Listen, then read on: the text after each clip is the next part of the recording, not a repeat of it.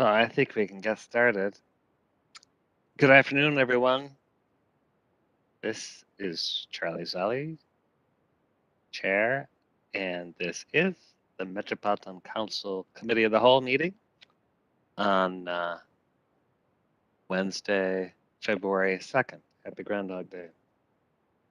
But first, I'll give a few logistics. This is a digital meeting, and we're doing it under auspices of Minnesota statutes, section 13D.021.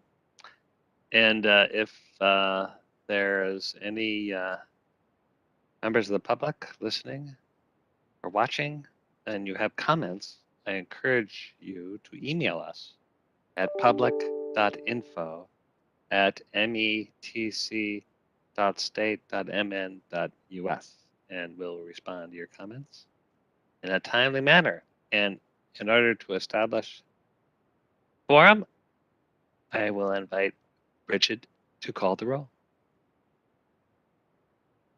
Councilmember Barber. Here. Chambliss. Here. Fredson. Here. Gonzalez. Here. Johnson. Johnson. Here. Lee. Here. Lilligren. Here. Lindstrom. Here. Muse. Here. Sterner.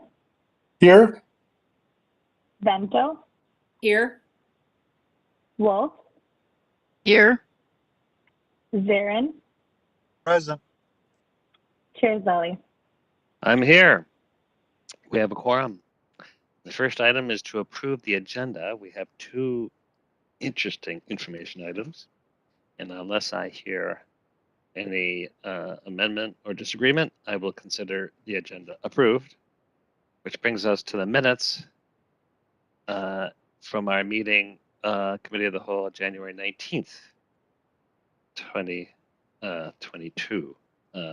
And if unless there's any corrections, I would entertain a motion to approve the minutes. Wolf moves approval. Sterner seconds.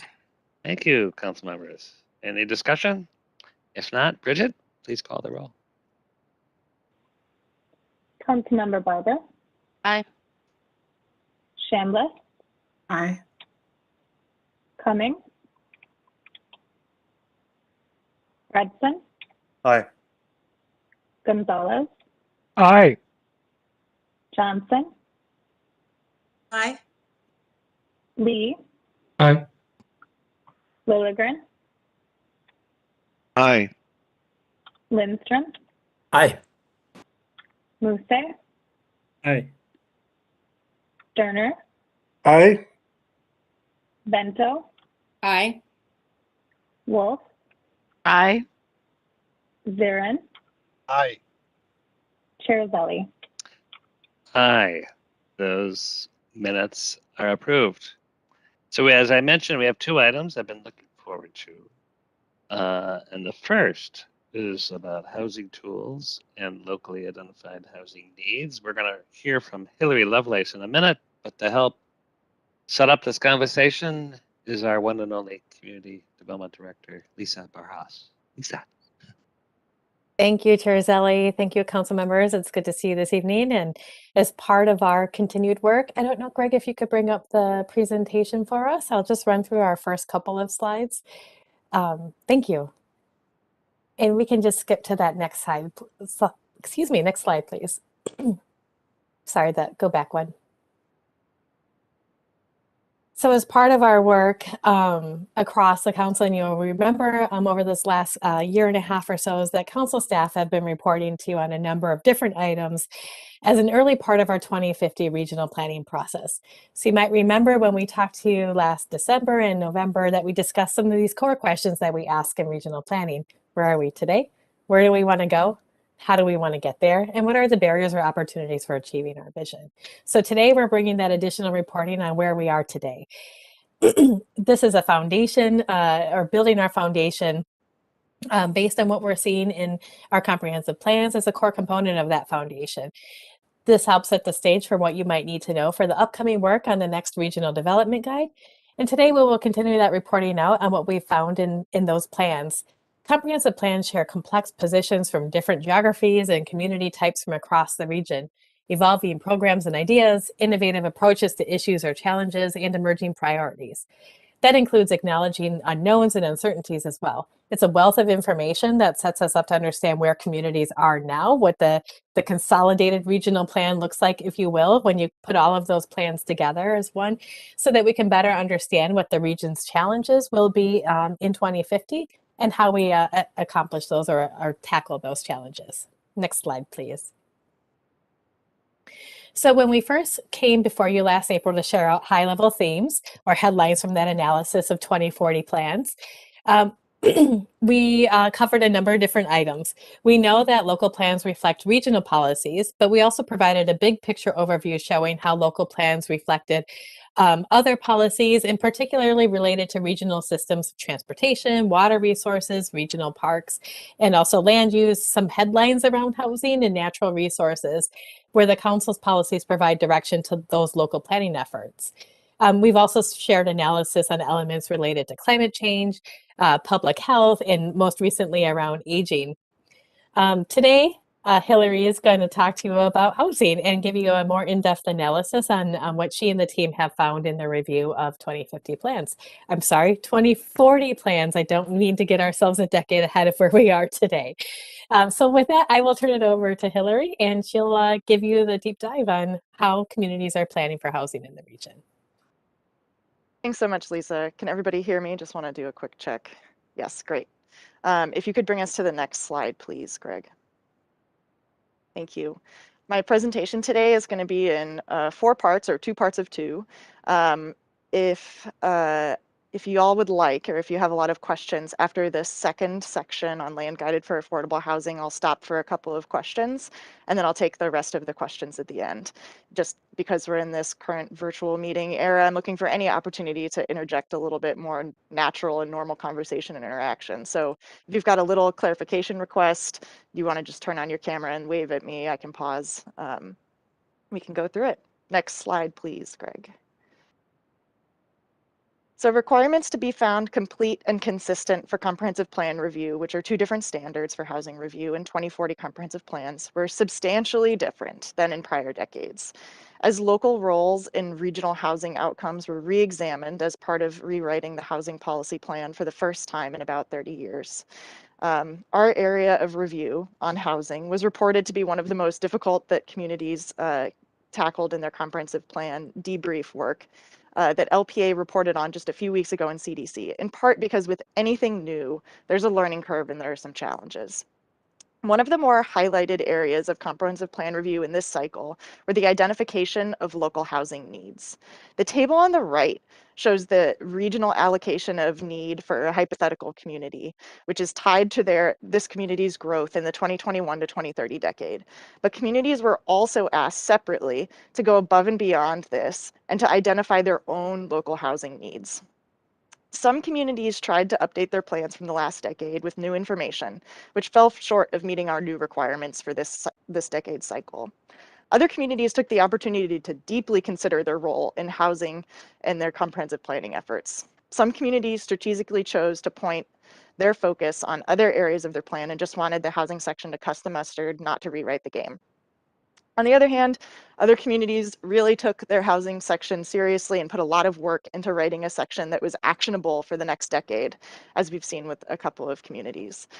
So there was really a wide variability in identification of local needs, but 2 commonalities that we saw are that a lot of communities focused on the needs of older adults when they were naming their locally identified needs, and also their desire to build environmentally conscious or green or sustainable housing as it relates to their local housing needs.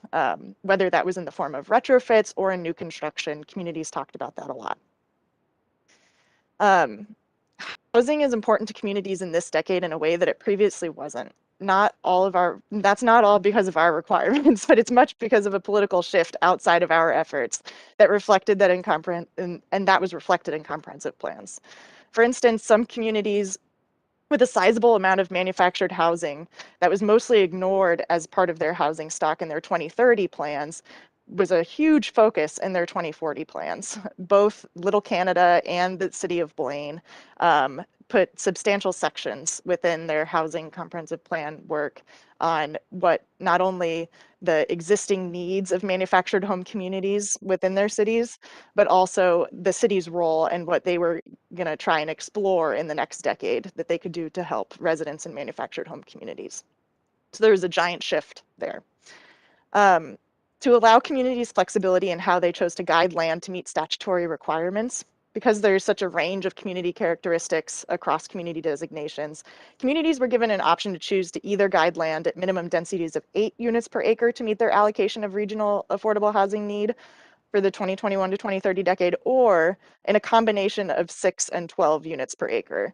Only 14 communities chose to follow what we call option 2 for land guided for affordable housing. In that case, the 12 units per acre was to meet need at 50% or less of area median income, or those in the lower affordability bands, and the 6 units per acre was for 51 to 80% of AMI. Next slide, please, Greg. On this side, we're going to review some basics about land guided for affordable housing. And if anyone who reads the housing section of our staff reports that I lovingly craft for every authorized comprehensive plan that has expected growth in this planning decade, you may be familiar with this table. Guiding land uses with minimum densities high enough to support the development of each community's affordable housing need is a requirement for consistency with the housing policy plan and, as related, to participation in LCA. We used minimum densities in this work, and we acknowledge that in many housing cycles and in community designations within our region, it's becoming less and less common that multifamily housing is built to the minimum density specified for any given land use. The calculation in our table provides a low estimate of the possible units if we assume that all acres of available development for the 2021 to 2030 decade are built out. Each staff report for a community with a plan shown to the council has approval has included this table, which shows that communities generally have guided enough land to support their affordable housing need for the next decade. In review of comprehensive plans, communities could choose to meet their land guided for affordable housing with mixed use land uses as long as they specified an expected or minimum amount required of residential land within that mixed use land use. For instance, in this community's example, they may choose to guide a land use with an expected residential development of 67% mixed, and call it mixed use with a minimum density of 12 units per acre. Next slide, please, Greg. Thanks. One issue we've identified pretty early on after the adoption and authorization of plans is that it was difficult for communities, electeds, and advocates to keep track of land guided for affordable housing as amendments came in. So we've been working to move this static table that you've seen in reports into an online interactive table. Anyone will be able to see these at any time to see how much land is guided high enough at densities to support affordable housing on a community by community basis within the community pages section of our local planning handbook online. It's not there yet, so don't go looking quite yet. Annually, the units of affordable housing developments ready for occupancy will be added to this table. And as amendments to comprehensive plans come in and are authorized by the council, this information will update in the same way that forecast information and affordable housing need allocation update currently on community pages. Our tracking of land guided for affordable housing won't only be shown on our website, but can be analyzed over time. So look forward to some interesting data on how land guided for affordable housing changes over time in the future where affordable housing is developed and how land guided for affordable housing supports that development. Next slide, please, Greg.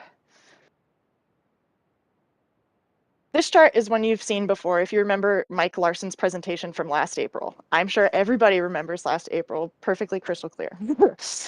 This chart identifies the composite affordable housing allocation by community designation in those long gray bars. The yellow and blue bars are a breakdown of that capacity by residential and mixed use districts, respectively. Similar to the overall land use analysis, we're looking at the ways in which communities consider how they're going to meet their affordable housing need between a mixture of residential guided land and mixed use guided land. One thing this chart obscures a little bit that I wanted to point out and I find particularly interesting is that each suburban edge community by themselves, third down from the top, relies on mixed use districts to meet their minimum. It's not just one community that relies on a lot, but I see that as a pretty big shift from the last decade. We're keeping our eye on information on like what portion of land is guided as mixed use versus solely residential, because it's interesting to see where affordable housing will develop among community designations and land use types during this coming decade. It'll also be interesting to track how much land guided at residential versus mixed use actually develops affordable housing over this decade.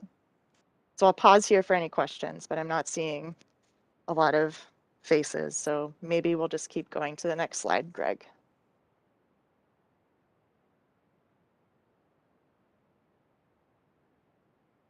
We'll roll on into housing tools. Widely available tools that cities have to meet their local housing needs were described in detail in resources we created on the local planning handbook on the website. Communities are asked to go further in this area than they were in previous housing sections of comprehensive plans, where most comprehensive plans just listed tools available to them to meet their needs in the past. Communities were challenged to go further and consider if and when they would use these tools to meet their locally identified housing needs. So these nearly 30 tools that we listed as widely available tools to meet communities' needs fell into 4 main buckets. The first being local sources of funding. So this includes things like local housing bonds, which many communities issue not only for their own development, but for neighboring communities' development within our region, tax abatement, and tax increment financing. The next kind of bundle is resources for funding development outside of a community's own coffers. So that includes our own Livable Communities Act dollars that we as the council distribute. That includes Minnesota housing funds and also county federal pass-through funds like CDBG and home dollars. Next group is about local policies and strategies. So this really ranges from things like site assembly, where the city has a large role in bringing land together for a larger development, effective referrals, which is kind of on the other side of that, where city staff are just versed in how to forward requests from community members, whether it's about foreclosure assistance or home maintenance problems. And then rental licensing and inspection programs, which are kind of the bread and butter of a lot of cities' work in our region. The last section is about preservation strategies and partnerships, which includes things like local 4D programs, which allow a lower tax rate to not only affordable housing development, but for landlords that pledge to keep their rents low for a specific amount of time. A couple of cities around our region have adopted local 4D programs. And also partnerships with outside groups like community land trusts in order to preserve housing that currently is not subsidized but has low rents. Next slide, please, Greg. We acknowledge that housing requirements were more robust in this decennial review than in previous decennial reviews. And this requirement built upon an element most communities saw as an opportunity to copy and paste. This time we worked with communities to explain that the requirement asked them to go further, and again, to mention if and when they would consider the use of a tool to meet their locally identified housing needs. There was a big learning curve and lots of confusion.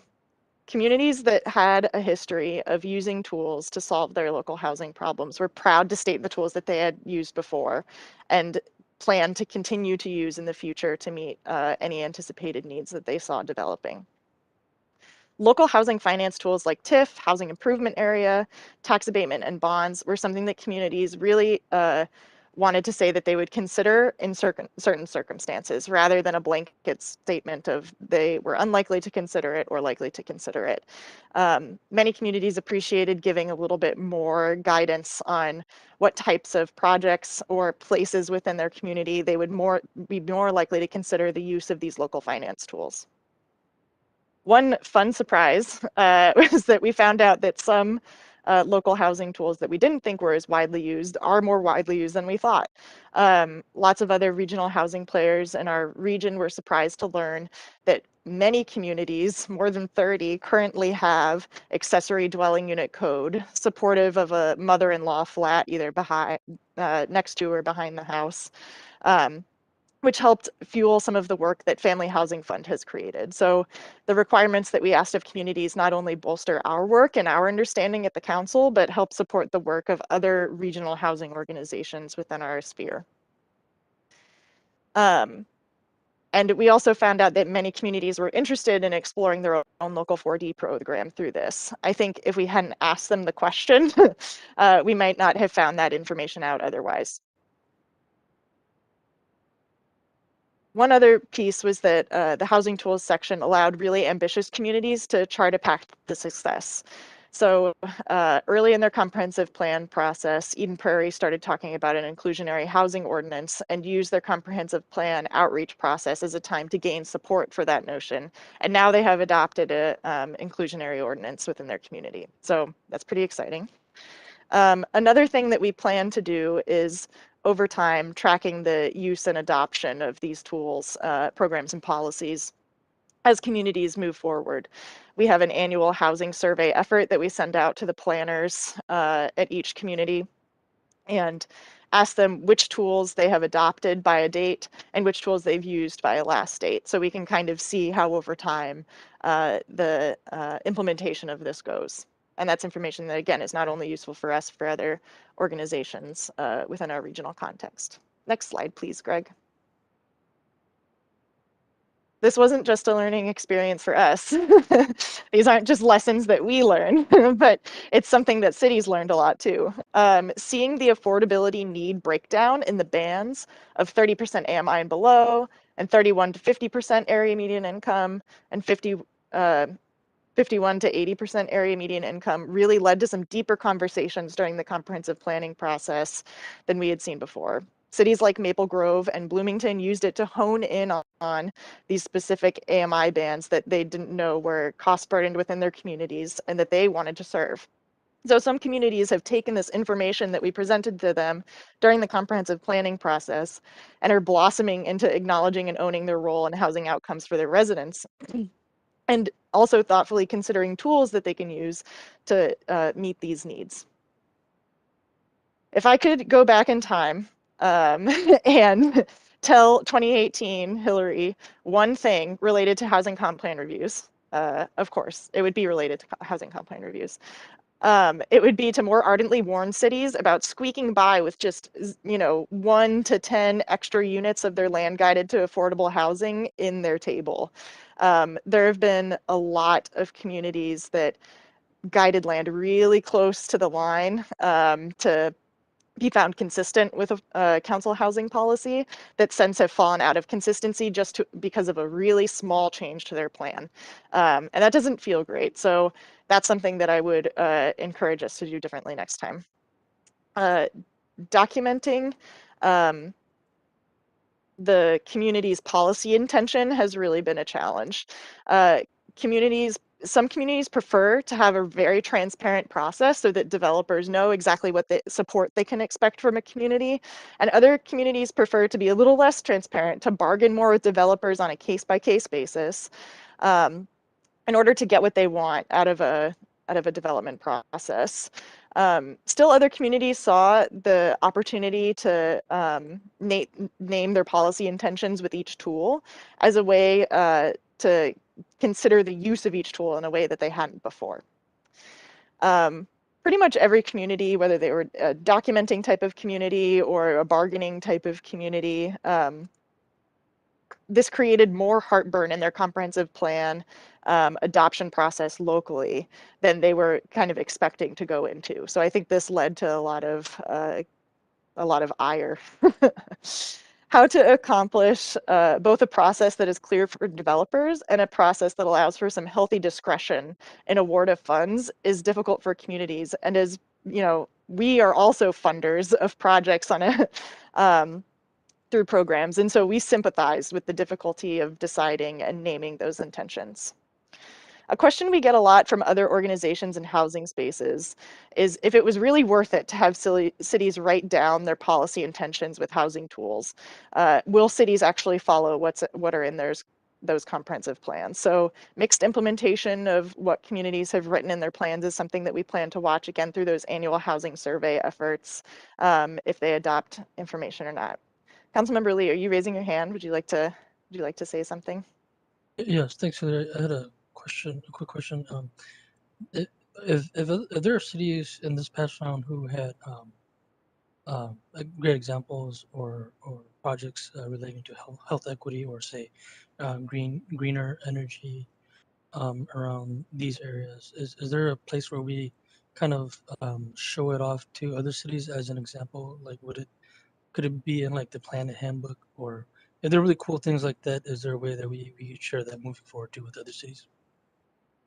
I'm going to pass this one off to Lisa. I know like within the housing sphere a little bit about that, but I think Lisa's going to have a better answer. Thanks, Hilary. Mr. Chair, Councilmember Lee, we do share on our local planning handbook and have shared out in some of our newsletters over the years a section on our handbook called Local Planning Highlights, where we're sharing out exactly that. We didn't use a fancy name, we just called it what it is, highlights around local planning issues. And that's everything from cool housing things that local governments might be doing to some great stormwater treatment, complete streets things, transportation planning, health equity. There's a number of different items and topics on there. We have been obviously a little more focused on comp plans and reviewing those in the last couple of years, but expect to come back to highlighting all of the great work we've been seeing in plans now that we're coming out of reviewing all of those and sharing those out again on a more regular basis. But happy to share that link with the group as well if you haven't had a chance to dig in there. I can share that out after our meeting. Oh, that's great. Thanks. Next slide, please, Greg. We're just starting internally, as you might have noticed. I don't think Lisa's alone in saying 2050 when she meant 2040. We as staff are starting to think about writing the regional development guide for the 2050 plans. So we're already thinking about what the next decade's regional housing policy might look like. So in that vein, we're thinking about what would we do differently next time. Keeping it simpler for smaller communities is a bar none thing that we should have done with housing and that I look forward to doing next time. When communities have a need that's less than about 20, and we should think more about exactly what that number is in the future. That's something we want to investigate more. Doing land guided for affordable housing means a little bit less.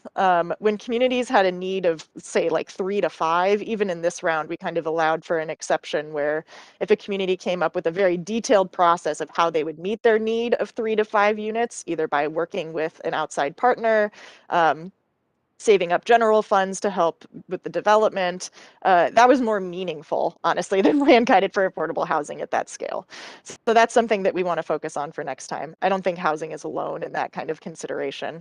Over communicating, it's like location for developers over communicating for regional housing planners.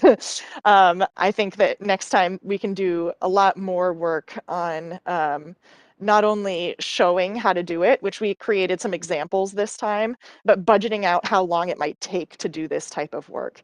I think the issue for a lot of communities was not telling the story to their planning consultants about how much time this might take. And so that led to a lot of frustration. Recalibrating the tools requirement. Housing is a little unique among other areas in the comprehensive planning process, and that we are laser focused on the next 10 years instead of the next 30 years, how almost every other area of comprehensive planning is. And I think the tools requirement really reflects that difference. We're asking communities to think deeply about implementation in a way that in other areas of the plan they aren't. So there might be some good, right sizing work there, telling communities that don't normally do this type of work, that it would be acceptable to do this outside of the planning cycle instead of as part of all of this other really in-depth work that they're doing. The last piece that we want to explore a little bit more and would welcome any comments on is how to help local local communities consider their regional housing needs in concert with their neighbors. We know that housing markets, we do have housing submarkets, but it's a regional beast. So we need communities to consider how they would work together in order to meet these needs. Often overlapping government boundaries like school zones really impact a community's housing landscape. So that's something we would like to highlight more next time. And that is my last content-filled slide. So I will open up for questions about this presentation. Thanks. Thank you, Hilary. And we already have some questions. Councilmember Wolf. Thank you, Mr. Chair. So first of all, I wanted to ask about in the tools requirement. I heard from several cities that there was frustration of saying for a 10-year period, a tool or a selection of tools, because things are always changing and elections will change the ideology of councils, every 2 or 4 years. And so then if you have a change of heart about something, you have to do a comp plan text amendment, and frustration that they had to put that into a comp plan where they didn't feel like it was necessary to lock in tools for 10 years at a time, or else have to, do extra paperwork to change it through us if things changed. Can you comment on that? We heard the same, thank you, Councilmember Wolf and Chair Zelli. We heard the same thing from many communities, that they didn't appreciate having to put something down in writing, and that operating with a little bit more flexibility was more their style. I do not think that a text amendment would necessarily be required in order to start using a tool if a community said that it was unlikely that they would use a tool. We suggested to communities to use language that gave a clear indication, but that did not box them in, right? As a planning document, we don't want to prescribe pretty much anything in the document, but we do want to give developers a clearer idea of what is likely to be on the table, or what is likely to be on the table given some considerations, and what isn't. The reason, and Tara can speak more to this after I finish if she has anything to add, but one of the reasons we decided to add the kind of level of consideration that a city would give any given tool is because of our work during the last housing policy plan writing process. We heard from developers that the level of clarity was so different across communities that it made it hard to even approach a conversation about what might be used at the local level to support affordable housing development. So we kind of took that on as like well, we can help solve this one. I think in some ways, the way that it was implemented, we burned a lot of social capital in the process of doing it. So we're still kind of figuring out if it was worth it. But I'll open it up to Tara to add anything. Mr. Chair, Councilmember Wolf, yeah, I don't have much to add. Hilary had it really well. It's another one of those balances we're trying to strike where we don't kind of allow communities to not acknowledge there are tools that could be used to achieve, very important housing goals. But at the same time, it was never intended that they have to be boxed in by it, that they use very general language that just sort of gives an indication of the intention. And we were very much thinking about how do you word this in a way where changes in administration and political leanings don't render the plan kind of inaccurate or false. So we tried really hard to massage the language, but like Hilary said, and very much appreciate your feedback right now, not sure we got the balance entirely right. And so want to work on improving that for the next cycle. Well, absolutely. With the changing,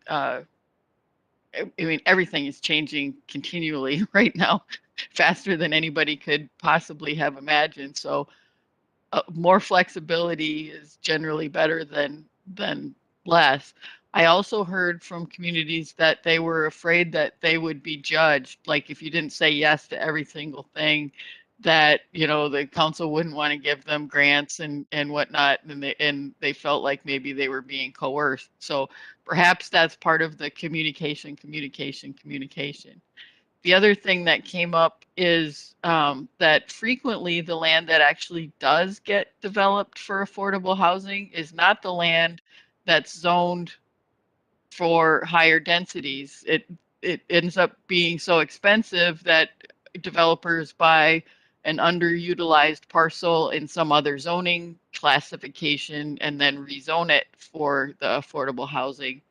And I even have one right now going on in Lakeville. There was a very large parcel that was zoned for high density.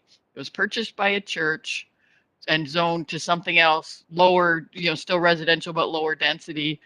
And the church built and did a bunch of expansions, but now they're rezoning some of that land back to high density so they can put affordable senior housing and other things in the mix on their property. But I think we need to acknowledge that that list that they give and even the changes along the way don't necessarily give a really clear view of what land is actually possible to develop for affordable housing, because it doesn't get changed until somebody picks up that underutilized parcel and redevelops it. Great conversation. And Hilary, so I have a question. You've stated we're doing a survey to actually understand what tools are being deployed. And in that process, are we kind of evaluating their effectiveness? And is there a sense of how we learn over the past? And I have a more specific question, only because I was in a conversation with a former housing commissioner who will remain nameless, but she said housing trusts aren't effective, you know, and I didn't have any data to say that they are. Are they widely spread, and is this the kind of thing we should be knowing about? Thank you, Chair Zilli, for the questions, and thank you, Chair Wolf, for the further clarification of your points. I got promoted to chair. Woohoo! Oh, I'm sorry. Yay! I need to pull the chair out from under you, Chair Zilli. Now.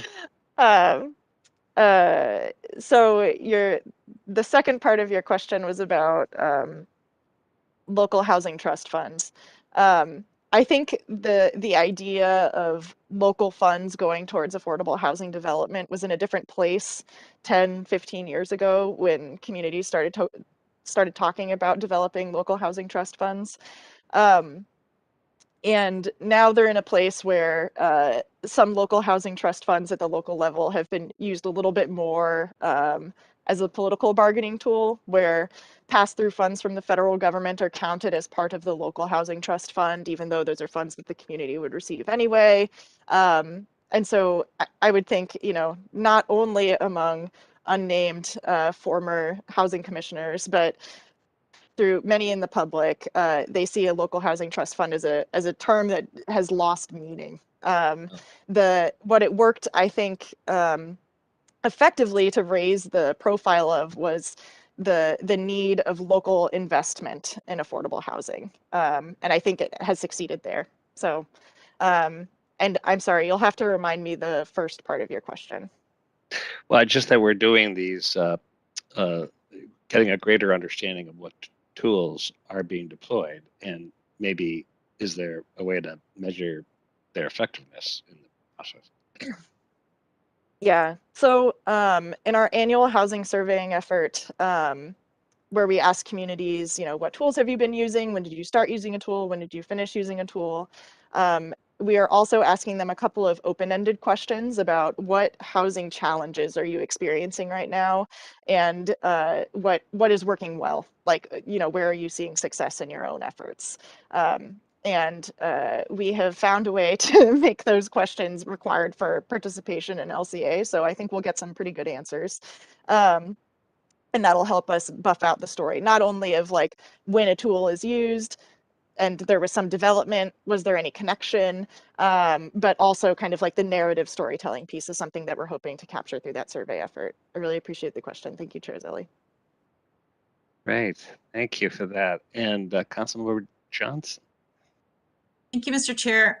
Thanks, Hilary, for doing this work. I really, really appreciate it, and it's fun, even having now been out of city government for a little bit, to see how it continues to evolve forward, because this was really important.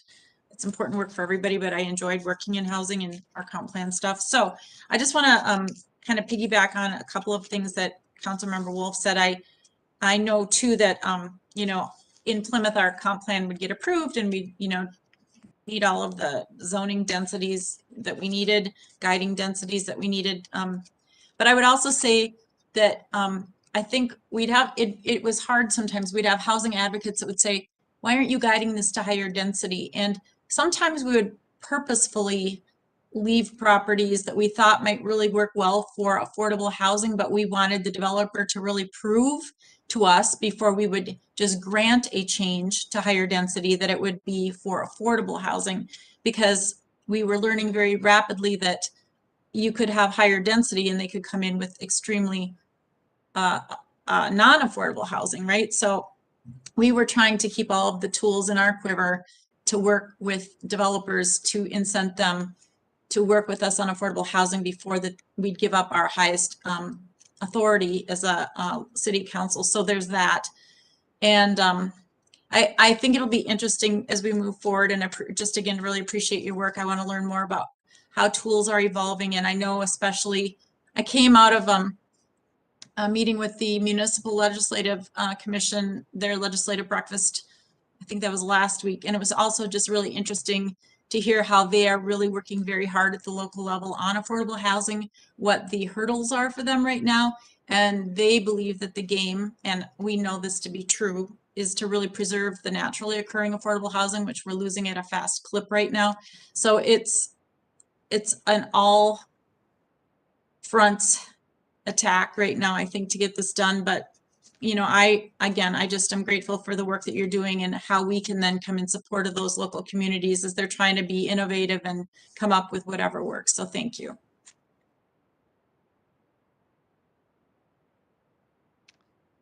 Great comments. Thank you. Any other thoughts, questions? Councilmember Sterner, sorry. Thank you, Chair Zelle. Hilary, I just had maybe a few eclectic questions for you, or like having a dialogue with you. But when they have some of these housing, like when is enough housing enough? You're like a couple of cities close to me, you know, there's not many green spaces left. They've done a lot of high density stuff. So, you know, when do they need to keep turning more housing units in? That'd be like one of my first eclectic questions in that. Thank you, Chair Zelle, Councilmember Sterner. The way that we chart growth in the region is through our forecast system.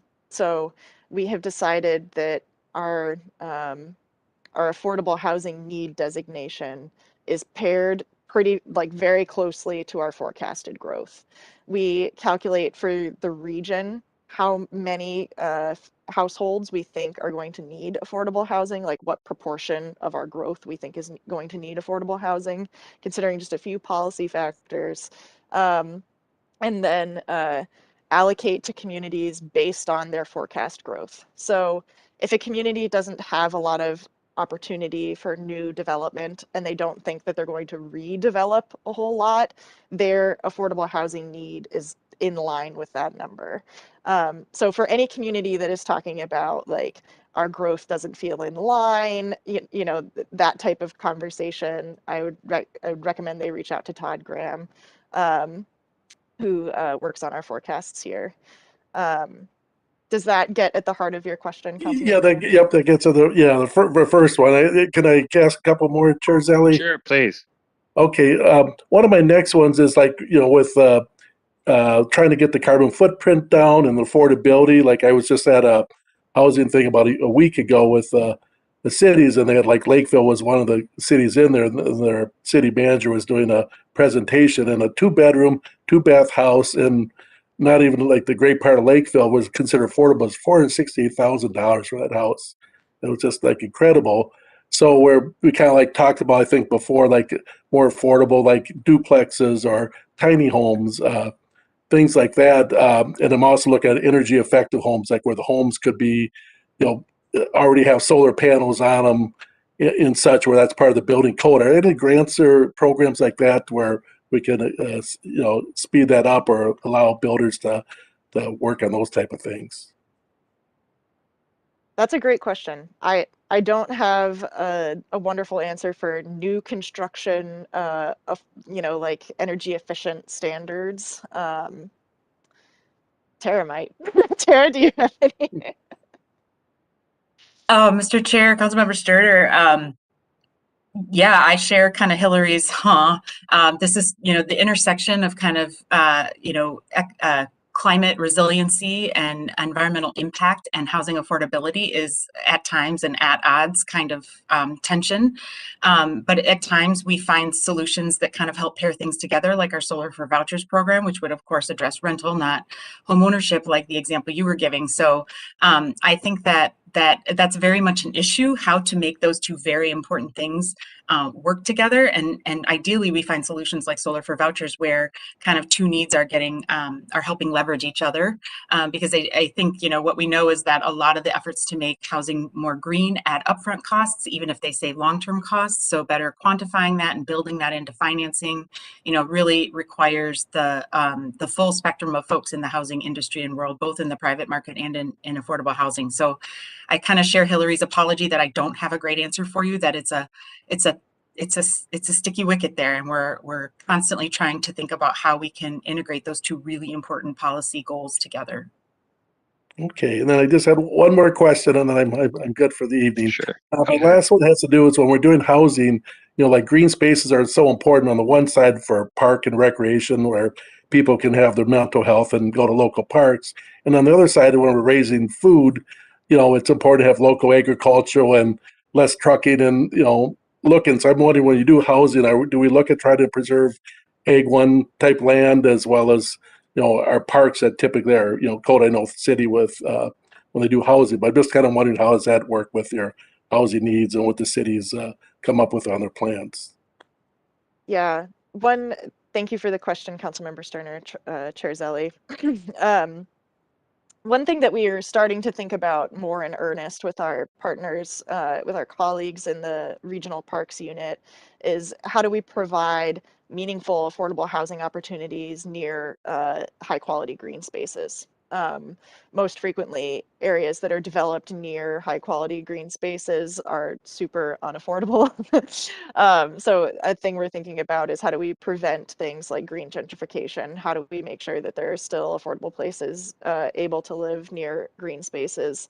I am not the expert on this, but I know that the council has an agricultural preserve program to make sure that our expanding development and capacity for more residents in our region does not compete with high quality agricultural areas. I think that Lisa might be able to speak more to that. I did have one more thought when Tara was talking about answers to your question about energy efficient homes. One thing that I've heard from my friends who work more in the energy efficiency side of housing is that the lowest carbon impact house is a house that already exists. So something that we're focusing a lot of our efforts on is making existing housing more energy efficient. And I know that there are a lot of programs through Excel Energy and Centerpoint Energy and other utility providers in our region that support that. Okay, well, thank you very much. Appreciate the information and your work. Great comments. Any other questions, comments at this point?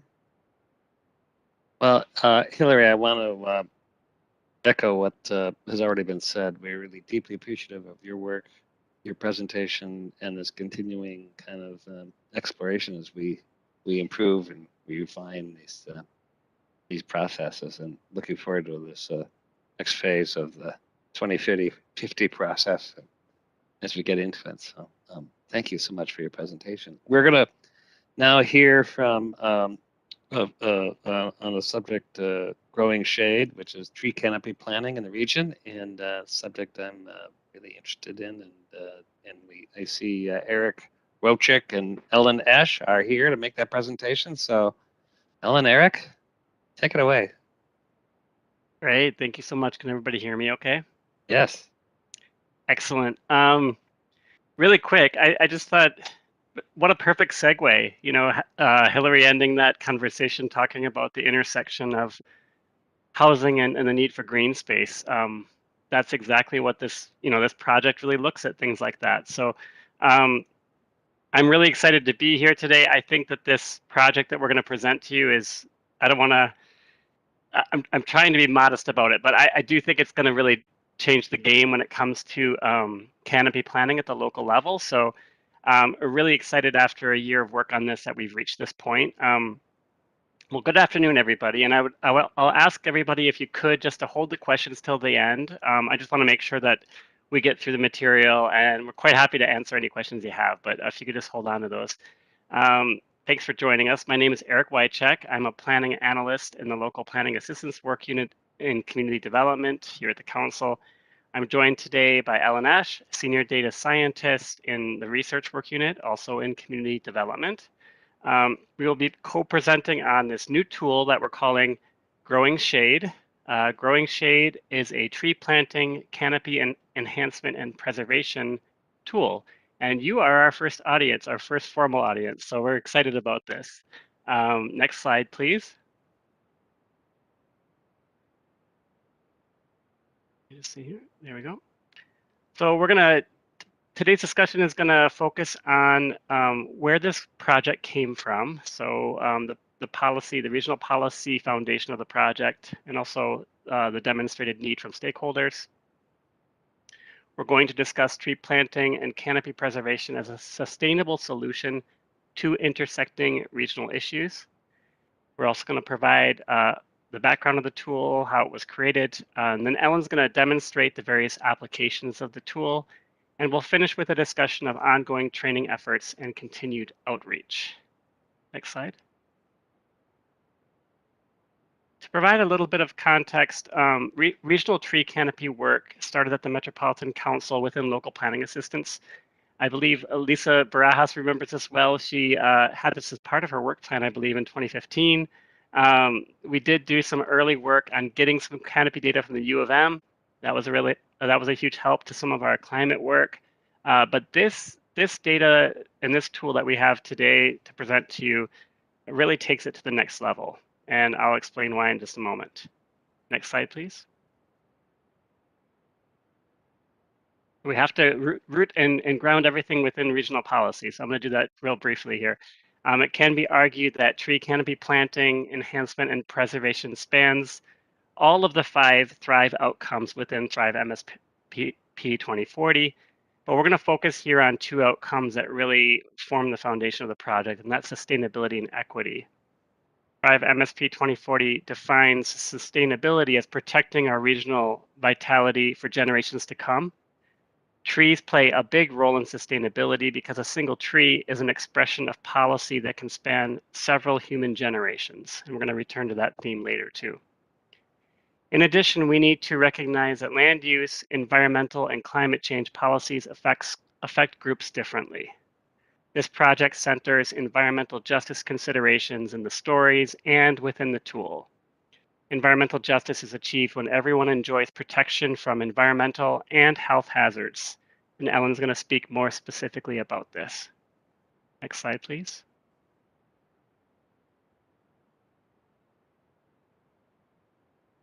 This slide provides a high-level summary of the information we wish to convey today, namely the purpose of the tool, which is to provide an interactive resource to inform tree canopy planting, enhancement, and preservation within our region. This tool responds to a need expressed from key stakeholders. We have heard from practitioners that they have limited resources and capacity, and this tool can help deliver a multitude of benefits for residents most in need. The tool includes stories from on-the-ground practitioners and tree advocates. The tool is also highly customizable and provides up-to-date information, which is critical given the challenges such as climate change and invasive species. The project is a collaboration between the Metropolitan Council, the Minnesota Nature Conservancy, and the Minnesota nonprofit Tree Trust. This project is ongoing, so there will be training and outreach opportunities throughout the coming months. Next slide, please. And now I'm going to hand it over to Ellen to explain some of these intersecting issues. Thank you. Great. Thanks for providing that policy context for the project, Eric. So as Eric alluded to, yeah, I'm going to explain the intersectionality between trees and regional issues. Next slide, please. So throughout the course of developing Growing Shade, we took a close look at 4 key issues that intersect with the tree canopy. Those issues are environmental justice, climate change, conservation of natural resources, and public health. So briefly, we know that trees are not distributed evenly around the region and that certain groups disproportionately face negative consequences of land use decisions. These facts underlie the overlap between trees and environmental justice. Climate change is another big issue facing our region. With rising temperatures and altered precipitation patterns, trees and other green infrastructure can be useful in mitigating some of these impacts. Trees also provide valuable benefits of sequestering carbon and providing habitat for biodiversity.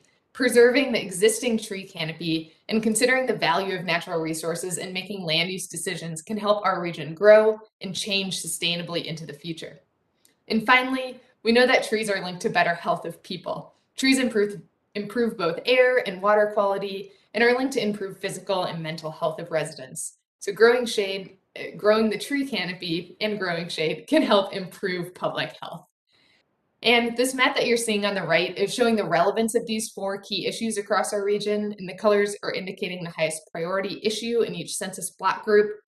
The map's an overview, and local level issues, might be different, need a more tailored focus, and Growing Shade does allow for full customization and in-depth exploration of issues, which I'll get into soon, but please remember that stakeholder engagement is also critical.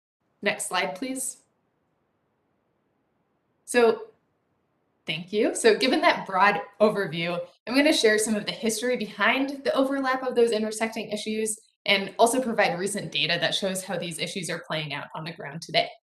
So the first thing that we need to consider is that in our region and across the nation, racist policies and history have impacted today's environmental conditions. So in the Twin Cities, systematic seizure of indigenous lands and genocide occurred as Dakota and Ojibwe people were coerced into signing land cession treaties beginning in 1805.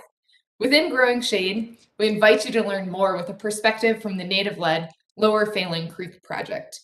That group is using trees to help restore the Wakan Teepee site in St. Paul. And while the 200 years which have passed since the early 1800s, that's a time frame that spans multiple human generations, but this history is easily recorded within the single lifetime of one tree. So to me, this fact really is making poignant the profound impact that racist policies and history have had and continue to have in influencing today's environmental conditions. Black communities have also been disproportionately exploited and impacted by land use decisions and policies. Redlining was a government-sanctioned practice across the nation that started in the 1930s, and the maps on the right are showing which areas were redlined in Minneapolis and St. Paul. This redlining policy intentionally excluded Black families from home ownership and denied all access to capital in predominantly Black neighborhoods. Even with the end of redlining, racially restrictive housing covenants continued until the 1950s. Redlining has lasting consequences today, including lower tree canopy and higher temperatures in these areas. Creating infrastructure also negative consequences on minority communities with Black residents and businesses being displaced as I-35W and I-94 were constructed. Today, this leaves Black, Indigenous, and other communities of color disproportionately impacted by lack of trees and green space and having higher land cover of impervious surfaces. Pollutants from vehicle exhaust also bring respiratory health issues to communities which are situated along interstates.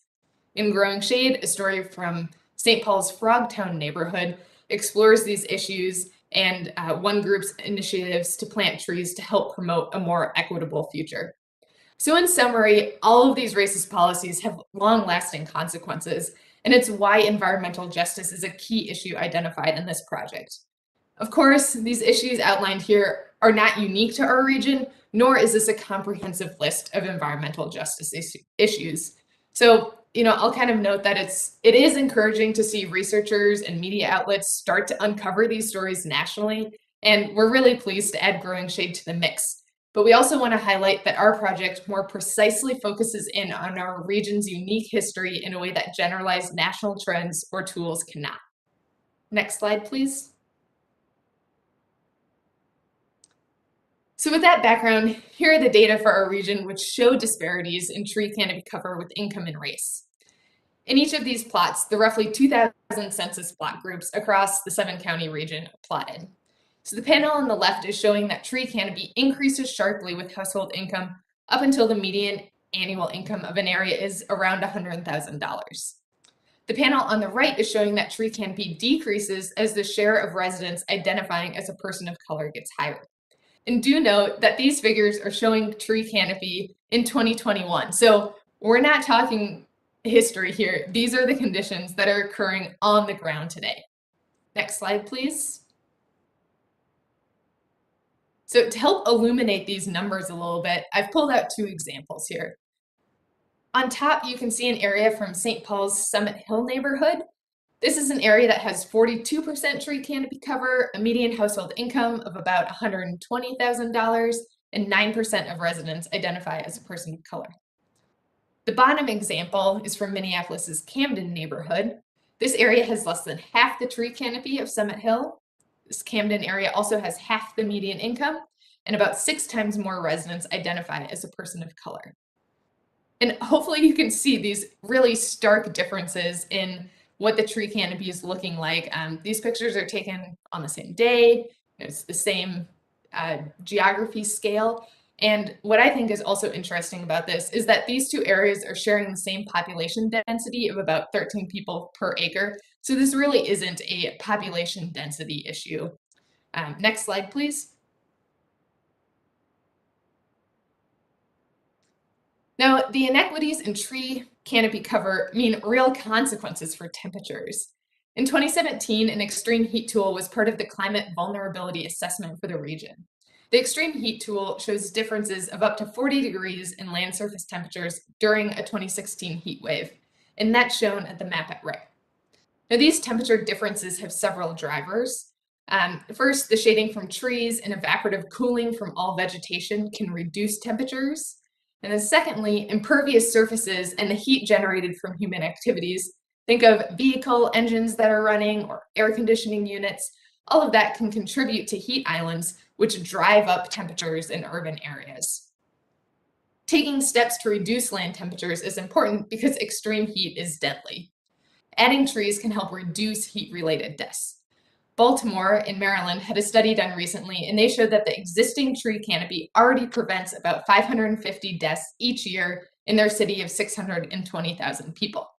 And granted, we have not done the research here, but if our region of 3.2 million people saw a proportionally similar impact, that would mean over 2,700 premature deaths prevented each year from just trees alone. Growing the tree canopy and reducing tree inequity could prevent more premature deaths.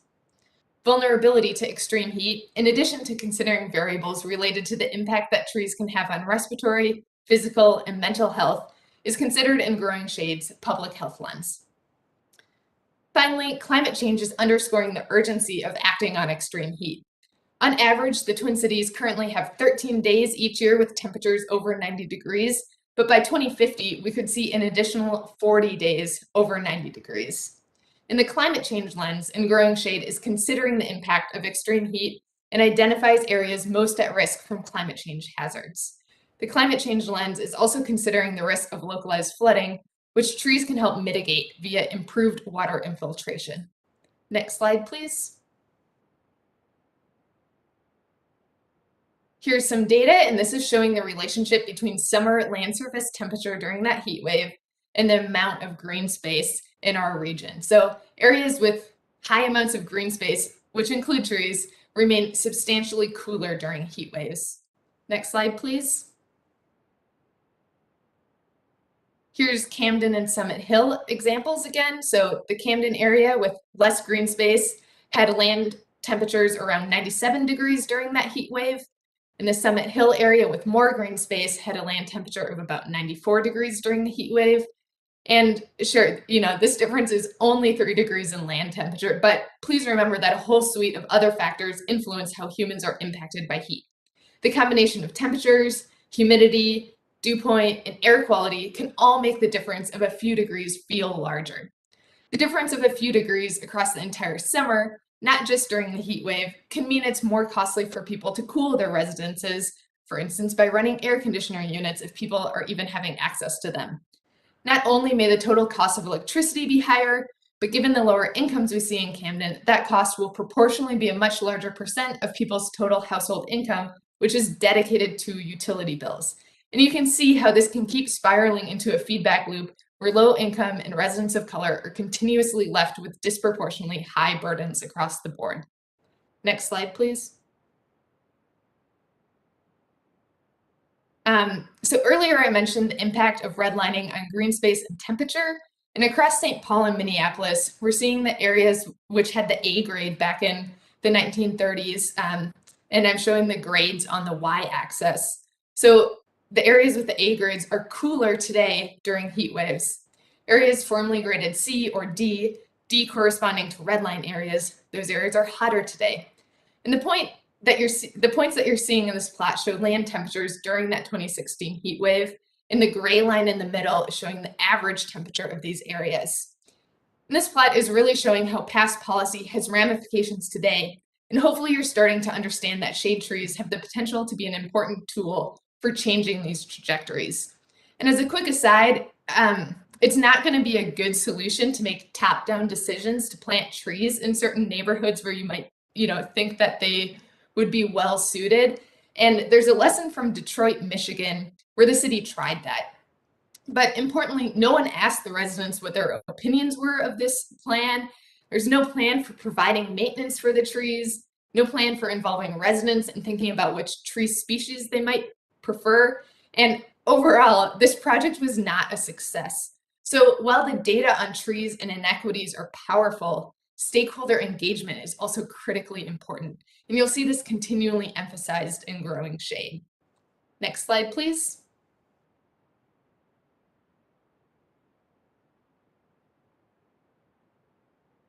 So the final issue I'll describe in more detail is the conservation of natural resources.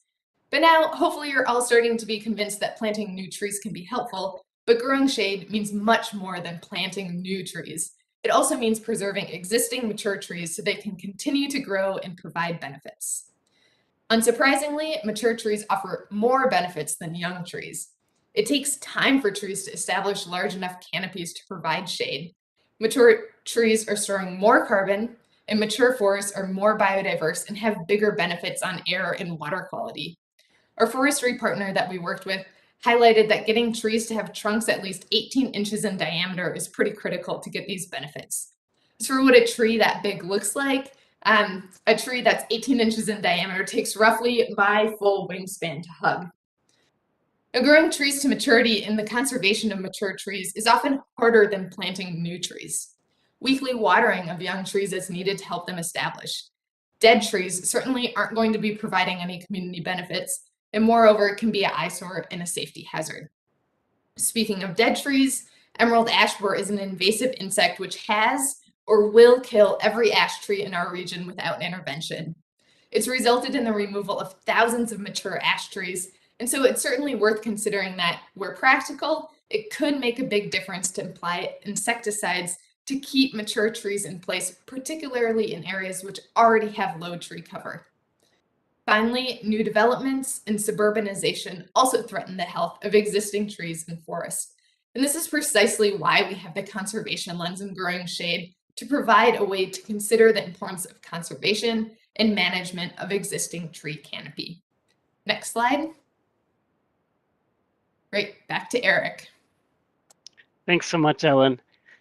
And now you're probably wondering, well, okay, there is a policy foundation that directs us to do some of this work, but obviously, Met Council, we're not experts in trees, so we need to partner to do this work, and that effective partnership has been with the Nature Conservancy here in Minnesota and Tree Trust.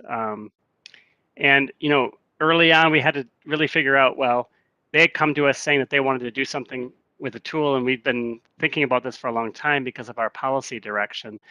But we had to really establish what is the need and what is the nature of that need for a tool? What does it look like? What are people really wanting? Next slide, please. So in early 2021, even before we were partnered on this, the Tree Trust and Nature Conservancy carried out a survey of forestry practitioners in the metro region, and they received 23 responses from a diverse range of community and county staff. This slide shows the 3 most common considerations in tree planting and maintenance, typically guided by tree replacement, tree diversity, and consideration of canopy gaps. This probably isn't a surprise to most people. Next slide, please. However, interestingly, they also asked the practitioners some other questions, and one of them was, what would they like to start considering when it comes to tree canopy planting and maintenance? And the respondents stated that they wanted to start planting in underserved areas. In other words, having those equity considerations drive the work, where lack of tree canopy can really exacerbate issues like urban heat, lack of biodiversity, pollution, and health issues. Next slide, please. Survey respondents also expressed interest in a tool that can generate reports, provides prioritization features, and illustrates how various issues interact with tree canopy planting or tree canopy planning. Next slide, please.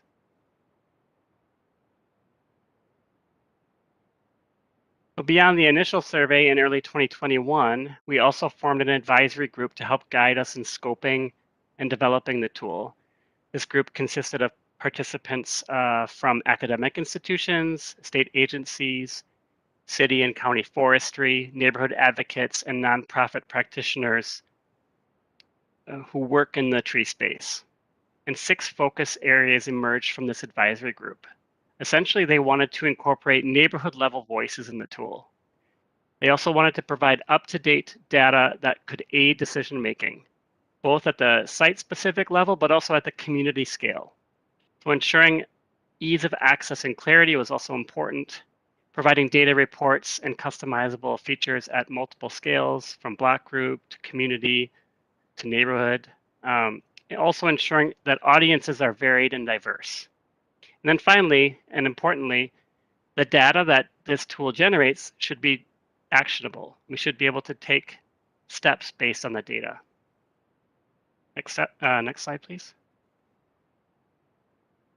Once we had incorporated the early survey and advisory needs into the beta version of the tool, including the stories, it was time to test these out on stakeholders.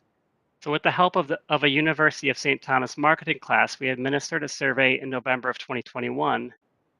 We received 44 responses to the survey, and these were very helpful in determining if we were on the right path, if the tool was fit for purpose, and if the stories were sufficiently compelling. The feedback we received was really helpful in honing our message, enhancing accessibility and clarity, and demonstrating that we were largely fulfilling the need that had been expressed.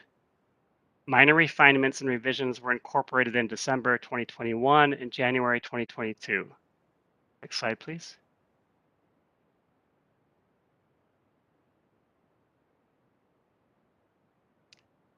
When informed by our stakeholders and refined through testing, Growing Shade is a project of 2 key components, and this is probably the thing I'd really like you to take away from this. So the first component of the project is stories. And those stories help to educate users about different themes within the tool. We have 5 unique stories that are highlighted within the tool, and the stories are from Frogtown Green, which is an environmental justice and equity lens, Lower Phelan Creek Project, which is a Dakota and Indigenous perspective, Washington Conservation District, which focuses on conservation and climate change, Brooklyn Center Community Schools, which talks about youth involvement and education, and then Tree Trust, which focuses on the importance of tree maintenance. Next slide, please. The second component of the project is the mapping tool with prioritization and reporting functions. The mapping tool is fully customizable and creates data-driven reports at the city, neighborhood, and individual census block group level. These reports can be downloaded for easier sharing. Next slide.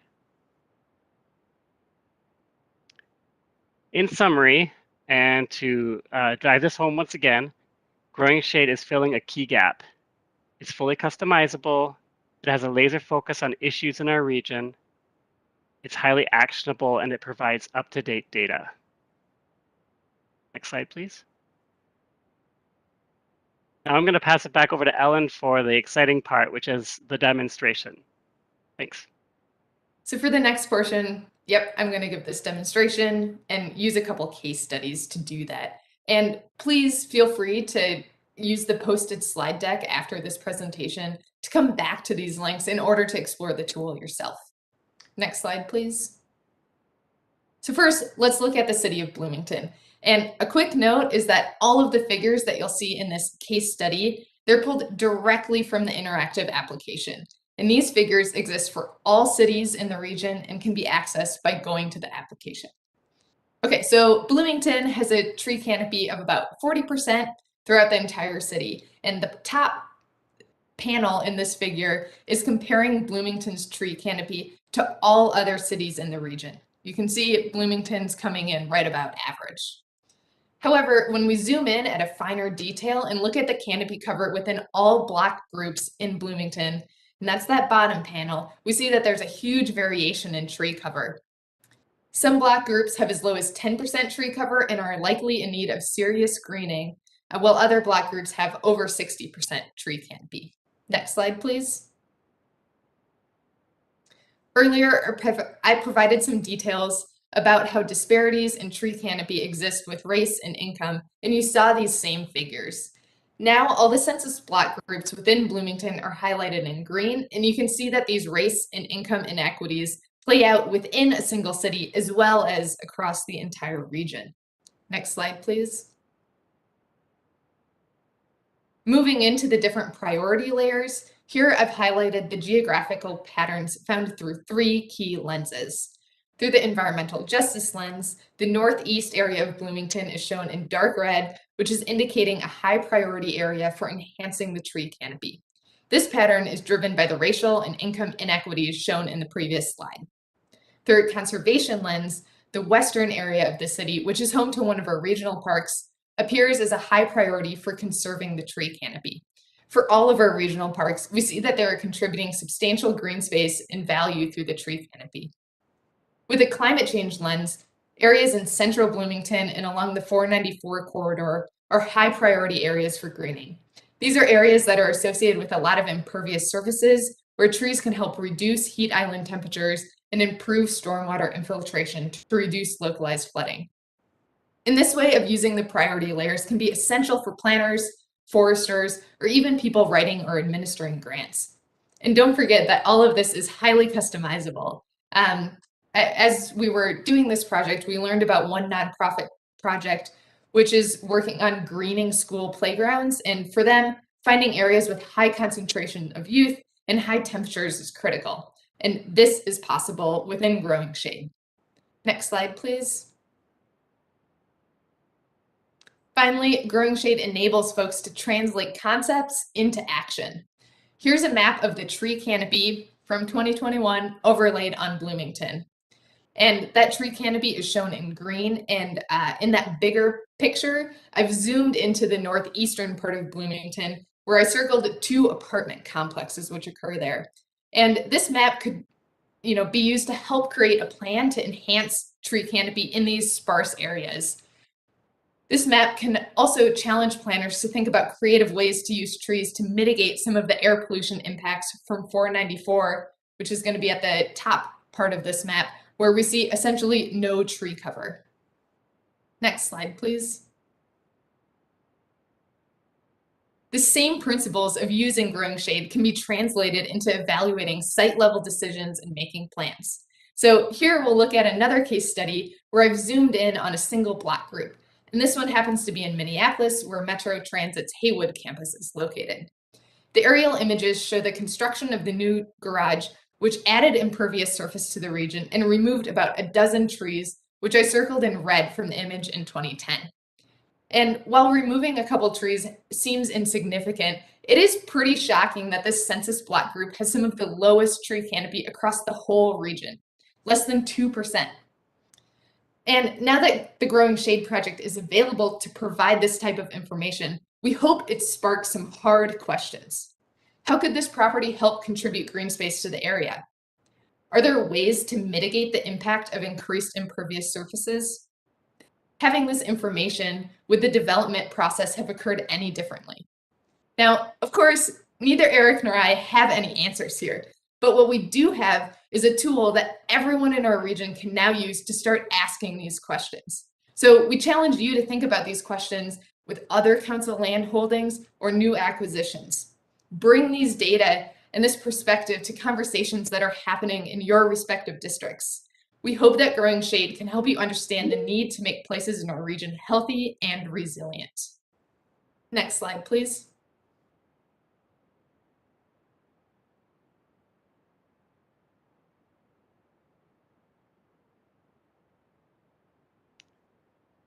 Now I'm going to just quickly touch on what sort of outreach we're performing for Growing Shade. Next slide, please. So like I said, you are our first audience, so go easy on us. I'm just joking. You can ask us any questions you like. After this, we are going to be before some forestry practitioner audiences too. So we've got the Minnesota Shade Tree Advisory Council. We're going to present to them on February 17th. We're also presenting at the Minnesota Shade Tree short course in March. And then we have a planet implementation webinar for regional local planners toward the end of February. Next slide, please. But our work doesn't stop with trainings and webinars. So we're going to be providing or producing a promotional video that will be out hopefully in March 2022. We're also going to have a training video similar to this session, which will essentially walk people through the tool and how to use it and the sort of applications that they could use it for. We're also going to have a Planet panel discussion, speaking to practitioners who have used the tool for different reasons. And then we'll have train the trainer events because Ellen and I can't do all the training. So the idea is that if we can train a lot of people to use the tool and they feel comfortable with it, then they'll be training other people, which will be great. And then we'll have some media events occurring in April of 2022 around Earth Day and Arbor Day. Next slide. That brings us to the end of our presentation. I'd encourage you to jump on those links and have a look at the tool, but we're happy to take any questions you might have. Thanks.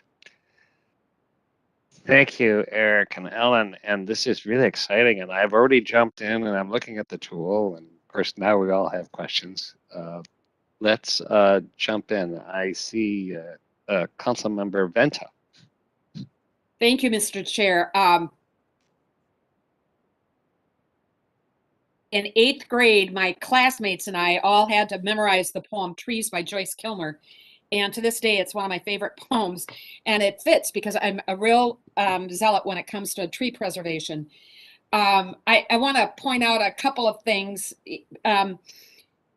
Councilmember Lee's brothers, I believe, correct me if I'm wrong, Councilmember Lee, were a part of a crew of wonderful volunteers who played a really important role in assisting the Lower Phelan Creek project in cleaning up the sanctuary.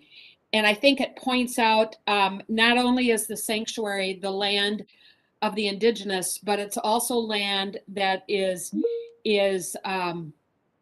improved and walker and visitor friendly due to many other members of the BIPOC community and the Caucasian community as well. They just have did a tremendous job down there and really made a difference in making the sanctuary where the Walk-In Teepee Center will soon be located.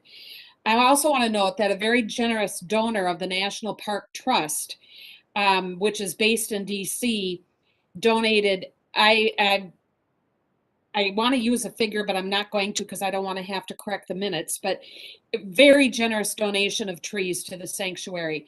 And I believe this donor is from Texas. Now, what his link was to the sanctuary and how he came to know about the just treasured important history of the sanctuary is unknown to me, but I think it just shows that there's a lot of community interest in preservation of green spaces, and in particular preservation of trees. And with regard to coming events and promotion, there is a past event that really got me excited about the presentation tonight. And that's when I happened to be paying attention to the evening news one night, and I saw Eric in Frogtown doing his work there with the folks. It was just tremendous, Eric. So to both of you, thank you very, very much for this work. I am interested in the train the trainers. So great plan, totally comprehensive. Thank you. Thank you for your comments. Let's go to Councilmember Fredson. Thank you. Fascinating presentation. I just had a question about Emerald Ash Borer. I'm wondering if you could say more. I'm curious to know if we know what percent of the trees in the metro are ash borer, and then if you mentioned insecticide. I guess I have 2 large ash trees in my yard, and sort of fearing the day when they need to be removed or they just come down. But you mentioned insecticide, and my understanding is, I put shots in my trees, but they're not really savable, right? And so then what, do we know what the impact is going to be just in terms of, is there like mapping of ash trees across the metro too? I can take that. Thanks, council member. Yeah, good observation. So for the ash trees, in some communities that have done surveys of the biodiversity and which species are in like public right of way, in some instances we see numbers up to 40% or higher. And so that's, that's huge. And that's not even considering like people's backyards, which are not in that public domain, if you will. And, just like kind of informally, as I was doing all of the building the machine learning model that identified the tree canopy in 2021, I was cross-referencing a bunch of training points which came out of where tree canopy was identified in 2015, and about 20% of the areas which should have been trees were not trees 7 years later. And so that really drives home the point that Eric and I and the decisions that we've made in order to really be temporally accurate here. Of course, there's some trade-offs with that, and we invite you to read some of the FAQs and the methods in the tool. But yeah, emerald ash borer can be really catastrophic. And in that growing shade tool, there's also a tab on other resources, and we definitely direct you there. Some of the partners that we work with are experts in knowing how emerald ash borer has and will continue to impact the region, and what are some interventions that can be done. But neither Eric nor I are arborists, and so the best information is not going to come from us. But we do provide an aggregated spot where other resources that might be useful. Great, thanks. How about Councilmember Lee? Thanks, Mr. Chair. I just want to say a quick commendation to both of you for this great presentation. It's a very powerful reminder that aside from being policymakers who are responsible for stewarding the built environment, our very, very sacred duty is also to steward the natural environment, whether it's cleaning water before we send it back to the Mississippi because our state is the headwaters, or doing amazing things like replenishing the tree canopy. It's really important work. So thank you. Thank you for that comment. Councilmember Johnson. Thank you, Mr. Chair. I really appreciate all of this work. It's fascinating that we've gotten to the point where we've got these tools that can show us, how to manage some of the problems that we're facing, and I'm sure local governments will appreciate it. I know the city of Plymouth for probably well more than a decade, maybe even going on 15 years or more, have been dealing with emerald ash borer. I just don't want you to know, maybe you all know this, but when it gets to 30 below in real temps, it kills off the emerald ash borer. So when it's really frigid outside, just know Mother Nature is doing good work on our behalf. A couple of things that relates to tree canopy, and these are just some interesting anomalies that I'm wondering if they were included in the study. So Camden is part of my history. I used to live there for quite a while and was very active. But, you know, we had that terrible tornado that ripped through in 2011. It hit Theodore Worth and then shot up through Jordan, which was, I think, most severely impacted, but so was Camden. And then it flew off over into, hit Golden Valley and then flew off to Fridley. So as we look at the aerials now, clearly when you lose that much canopy, you know, when in an incident like that, you know, trying to restore it and get it back to where it needs to be is a big task. And I don't know what they've done as far as tree restoration in that area, but when you lose the mature trees, you have to come back with the little itty bitty trees that, you know, none of us will probably live long enough to see it be the big tree, but that's the process. So I was curious about that. The other thing too is, you know, we touched on this a little bit earlier in our housing discussion. And I remember as much as I love trees and the environment and did, you know, great conservation work in Plymouth and set aside property that was just for tree canopy and a little bit of human interaction through some trails. When we were going to put housing in, though, trees had to go in order to get the infrastructure in.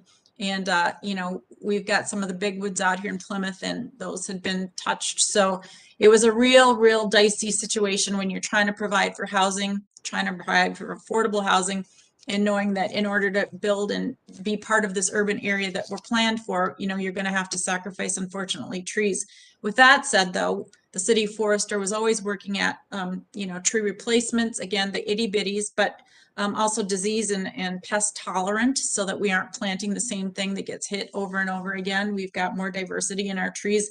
So I'm just, and also with density, you know, you've got big swaths of impervious surface. And so I think most units of local government, cities, are also working on that, because then of course you get the runoff problems that go into the wetlands that eventually go into the Mississippi, and you can't filter out the pollutants. And that's why the Clean Water Act has communities building, I think after 1970 something, or maybe it's in the 80s, the National Urban Runoff Program, the ponds that have to filter it all out. So, you know, in order to balance all of that, trees have been lost. So new trees get put in. So I'm hoping that as we look at tree canopy, maybe we can't see the itty bitty trees that have been planted that, you know, in 50 or 100 years will be there for us.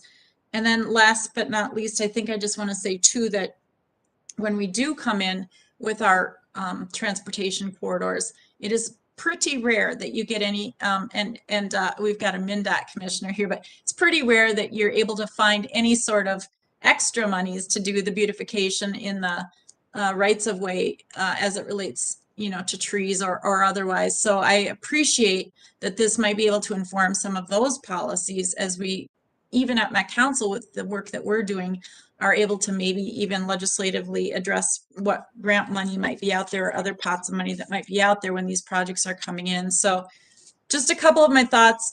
Simply, again, I appreciate this work very much. And yet I know that, you know, there are just unfortunately competing interests at hand. But eventually I think the values that Minnesotans put on trees and replacing trees, you know, hopefully this tool will help us get where we need to be, whatever those hurdles might be. Great comments. Thank you, Councilmember Johnson. And you should note that a former commissioner of MnDOT started a program of conservancies to match local funds to establish trees along MnDOT right away. So let's see, let's go to Councilmember Wolf. Thank you, Mr. Chair. Councilmember Johnson brought up many of the things. I had the same thought about Camden. It's like, yeah, that looks like trees have been replaced after a tornado.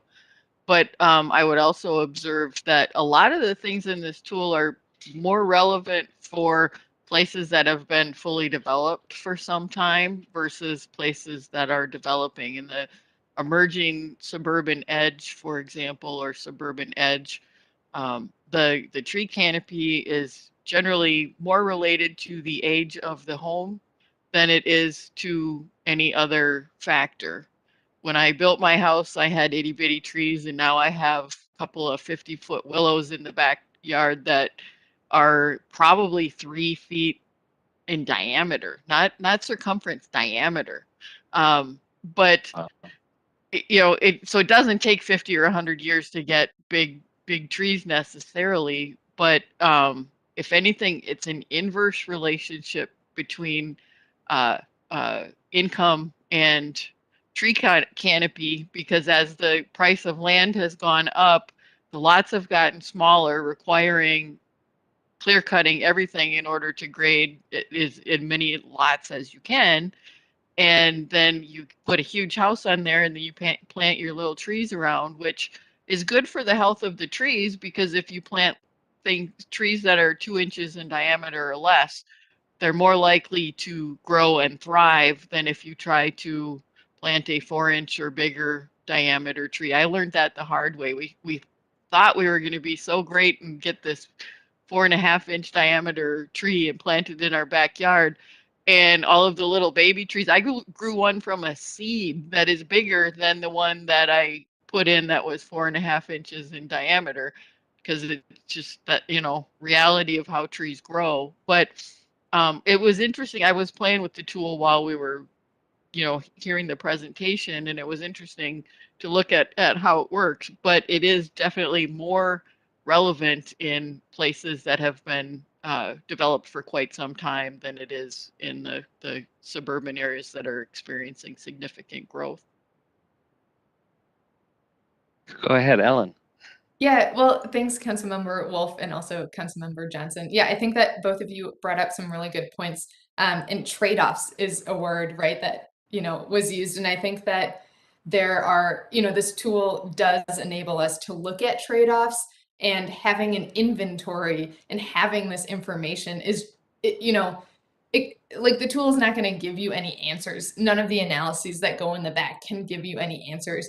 But knowing where we're at right now, today, is so important for having these conversations about trade-offs, right? And that's so important, or we heard that from our stakeholders, was super important to build in that prioritization piece, so that we can, with limited funds and limited time, our partners can start to figure out, okay, if I only have X number of trees I can plant, where can I think about, reaching out to people that have land in these areas, or where some good opportunities might, in order so that I can do the best, have the biggest impact with what I have there.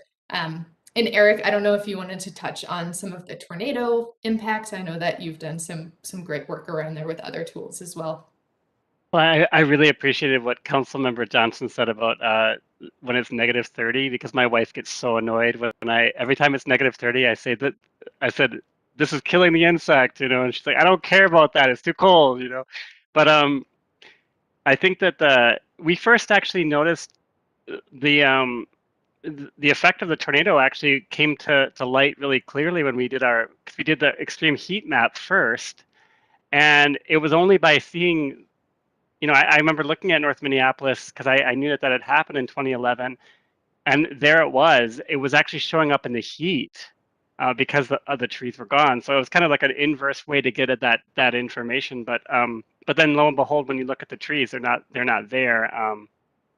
So really interesting points. And I think Ellen made a really good point about trade-offs.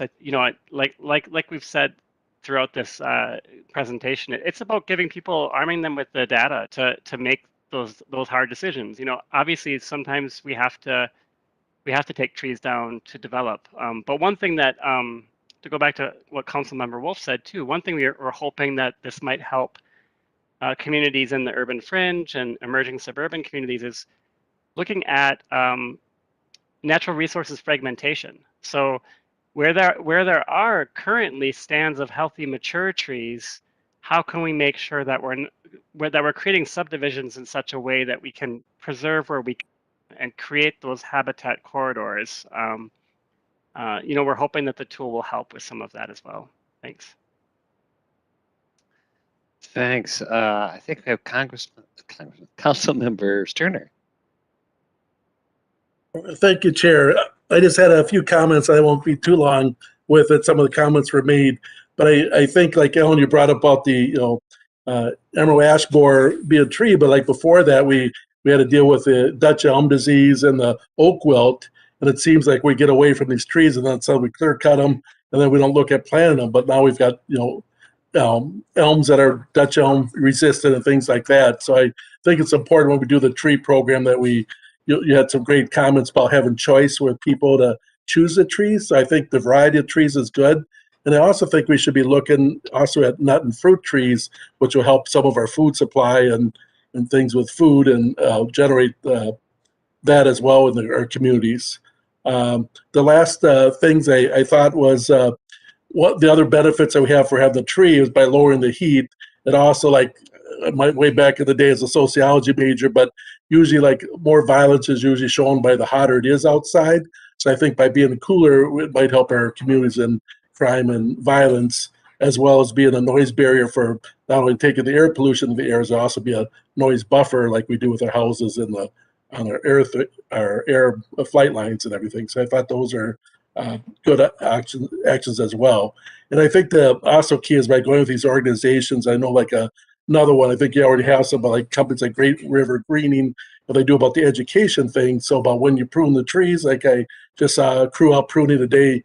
A lot of trees, you prune them in January is the best for most trees, but just that kind of education and watering and making sure people are taking care of that resource, I think is a really big thing. So I'm very excited about this. I've taken several vacations just to go see trees and that. So I'm excited about having some things I have to go far to see great trees in our neighborhoods. So appreciate the work.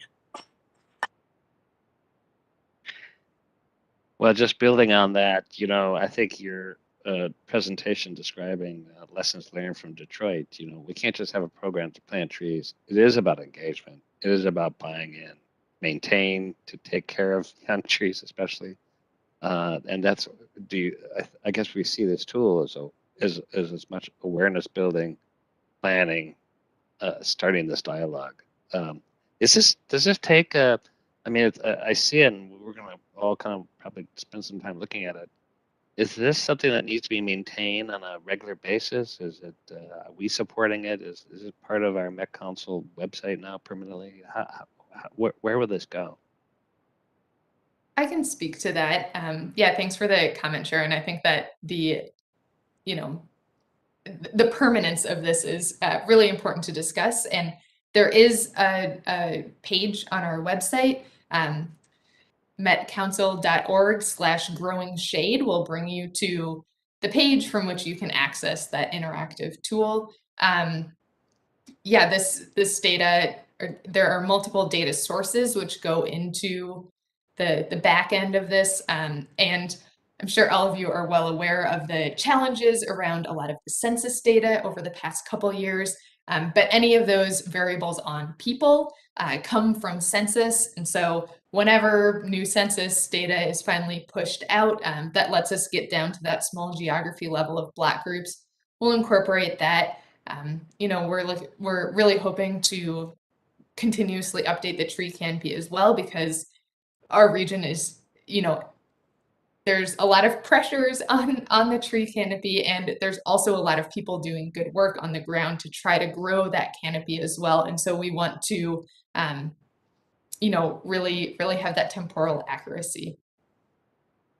Excellent. Well, any other questions, comments for Eric, Ellen, others? There's the link in the chat. Well, I just will kind of say again how impressive this is. And we know this didn't just happen. I've certainly spoken to you in the past about our canopy programs, but this seems to be such an important element for where we can be as council members, partners, as you engage. We need to be kind of using this and amplify it and put a spotlight on it. So really, really appreciate your fine work. And we'll stay tuned. We'd love to have updates as to how some of this future engagement work turns out. Having said that, the sun has set. I'm looking out at my trees, and they look cold, like that ash borer is being, all those bad insects are being driven away. Any other thoughts, comments for the day? Well, thanks everybody. This is a really interesting session, and I love that we, with all the other things we're doing, this seems so positive, and I really appreciate that this is important work, and the intersectionality and everything else we care about is so important too. So great to see you all. Take care, and we'll see you someplace soon. Thanks. Bye-bye. This meeting adjourned. Thank you. Bye-bye.